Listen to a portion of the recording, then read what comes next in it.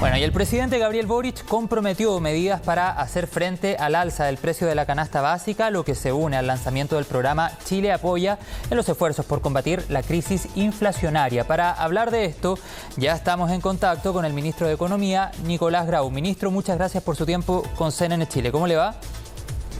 Hola, José Miguel. Muy bien. Muchas gracias a ustedes por la oportunidad. Muchas gracias a usted también. Bueno, el presidente Gabriel Boric en entrevista con Radio Guayacán, en su gira presidencial por Coquimbo, decía lo siguiente. A ver, aquí lo tengo. Estamos trabajando en un mecanismo que se va a anunciar pronto para generar subsidios a los productos de la canasta básica que han ido aumentando. ¿Qué tienen pensado hasta ahora? Porque no sabemos tanto, ministro. Bueno, no puedo decir tanto más de lo que anunció el presidente, pero sí puedo señalar porque es algo que, tal como salía en la nota de ustedes, en la vocería de la ministra Vallejo, esta ayuda que vamos a hacer como gobierno para que las familias puedan enfrentar de forma adecuada el alza de precios de bienes que son primordiales para su día a día, está siendo en el marco de la conversación con la Central Unitaria de Trabajadores en el contexto de la discusión más general del salario mínimo, donde como gobierno vamos a proponer un alza de salario mínimo como la que no hemos tenido en décadas.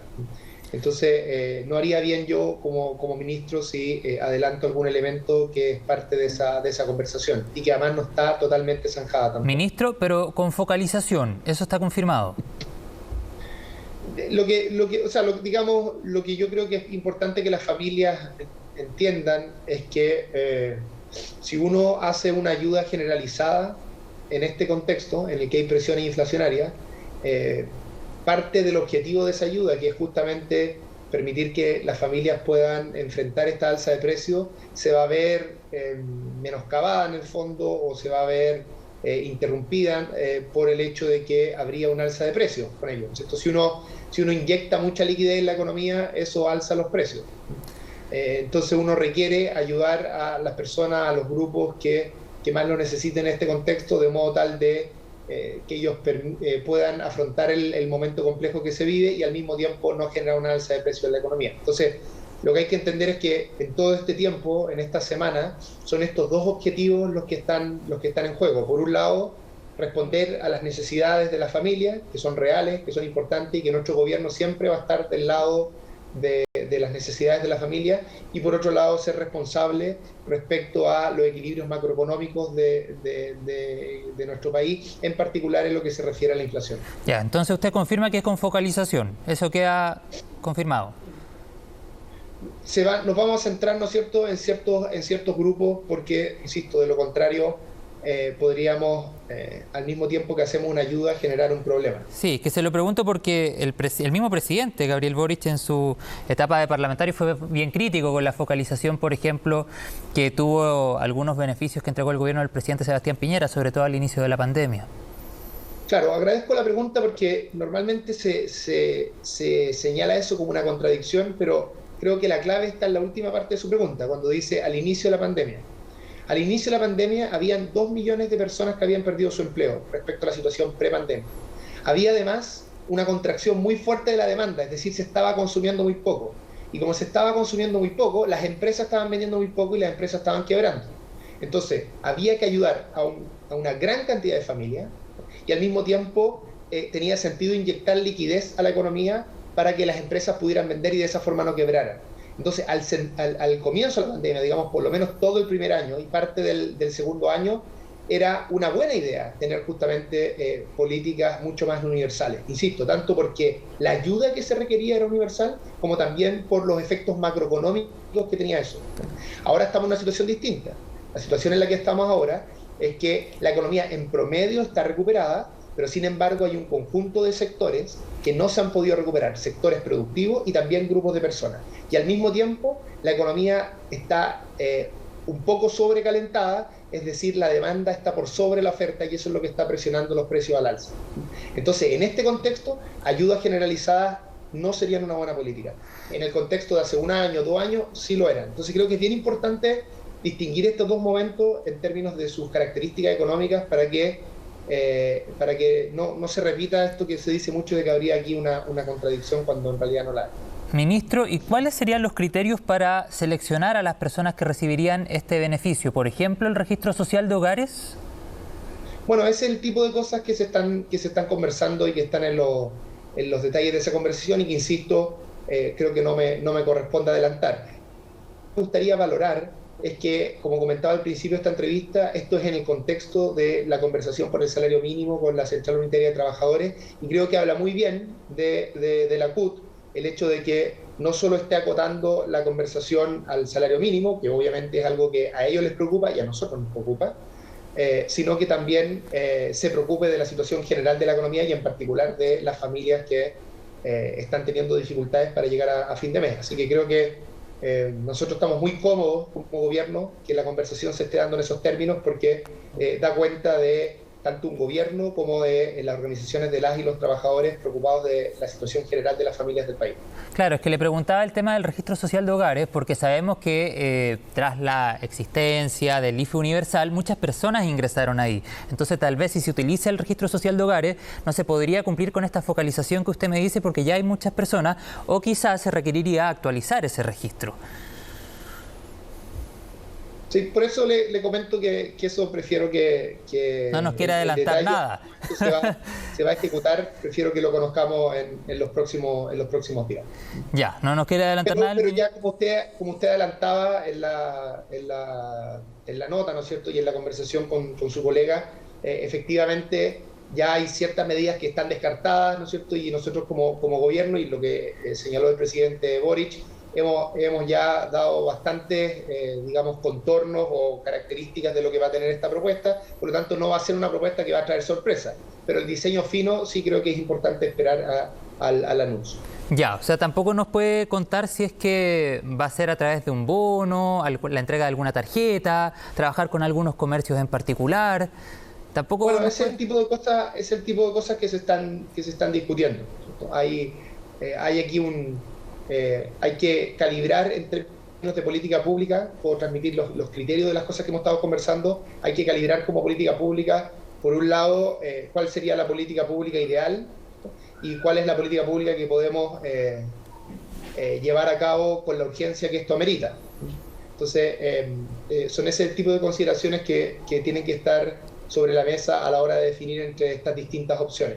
¿Cuándo deberíamos saber, ministro, más o menos? ¿Perdón? ¿Cuándo deberíamos saber más o menos este detalle?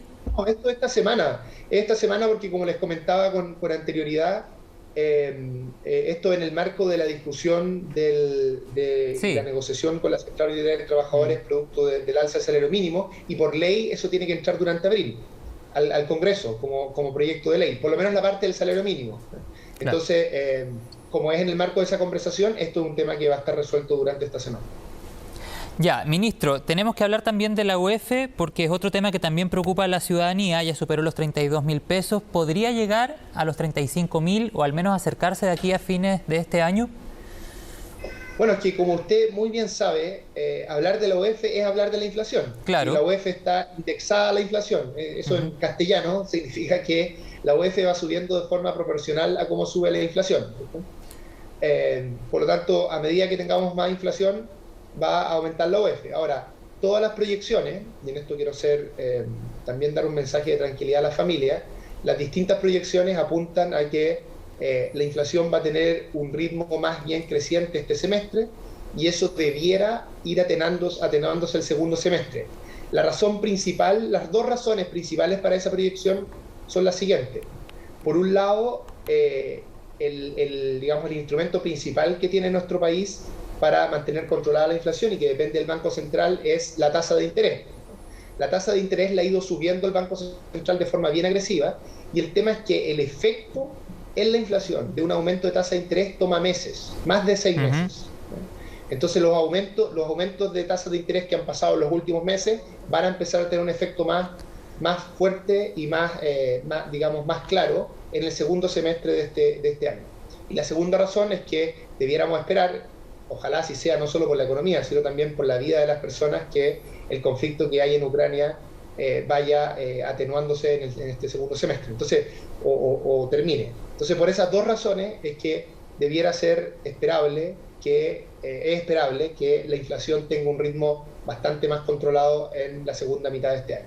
Ya, y ahí en estricto rigor, ministro, para ponerlo en términos prácticos, la proyección más o menos de lo que podríamos esperar en cuanto a valor de la UF para los próximos meses es una proyección al menos, claro. No, eso depende cuánto sea finalmente la inflación. Si esto es, insisto, es 1 a 1, como esto aumenta. Bueno, vamos a quedar pendientes a aquello. Pero para que tengan una idea, o sea, si insisto, es 1 a 1, así que no debiera haber sorpresa y los rangos están más o menos en los números que usted me señalaba en la pregunta anterior.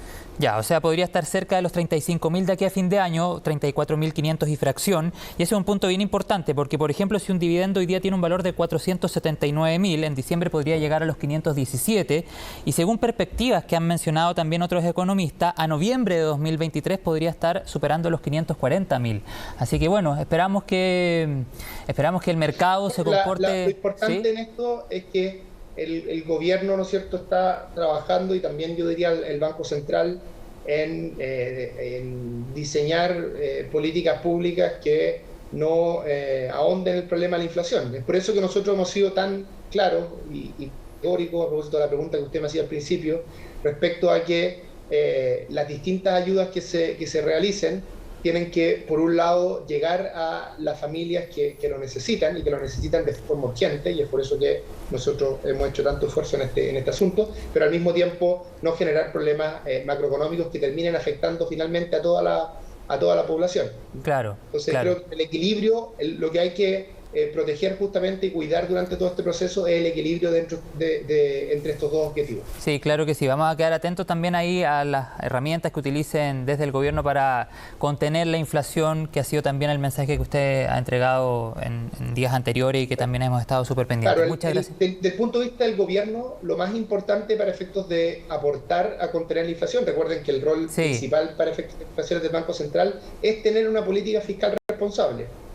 Y eso es lo que tiene nuestro gobierno. Nuestro gobierno está actuando de acuerdo a el presupuesto definido en el año anterior, y la verdad es que es un esfuerzo no menor, porque el año pasado el aumento que hubo del déficit fiscal es histórico. No habíamos tenido un número de esa manera, y entonces movernos a la situación actual, que sigue siendo una situación deficitaria en términos fiscales, pero mucho mejor que de lo que fue el año pasado. Hacer ese movimiento brusco es complejo, requiere un esfuerzo importante como gobierno.